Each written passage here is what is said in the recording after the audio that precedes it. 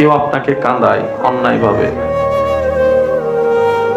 কেউ যখন কাউকে কষ্ট দিয়ে কান্না করায়, তখন ফেরেশতাকে আল্লাহ জিজ্ঞেস করে, ও ফেরেশতা, আমার বান্দাকে কাঁদালো কে?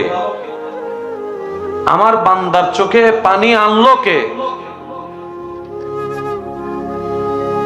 ফেরেশতা বলে, আল্লাহ অমুক অমুক অমুক অমুক এই এই এই এইভাবে তাকে কষ্ট দিয়েছে। আল্লাহ তাআলা বলে, ফেরেশতা তোমরা সাক্ষী থাকিও, আমার এই বান্দার চোখ থেকে ঝরা প্রত্যেকটা পানির আমি বদলা হাসরের ময়দানে হিসাব নিব। যারা আমার বান্দাকে কাঁদিয়েছে, প্রত্যেকটা ফোঁটা চোখের পানির বদলা হিসাব আমি আল্লাহ নিব। কারণ বান্দাটা আমার ভালোবাসার সৃষ্টি, প্রেমের সৃষ্টি, মহাব্বতের সৃষ্টি ছিল।